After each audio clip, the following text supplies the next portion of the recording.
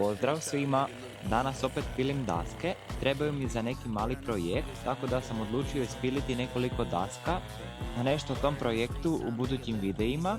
Kada završim sa piljenjem daska koje mi trebaju, onda započinjem sa gradnjom povišenih gredica za vrt i sadnjom na kraju.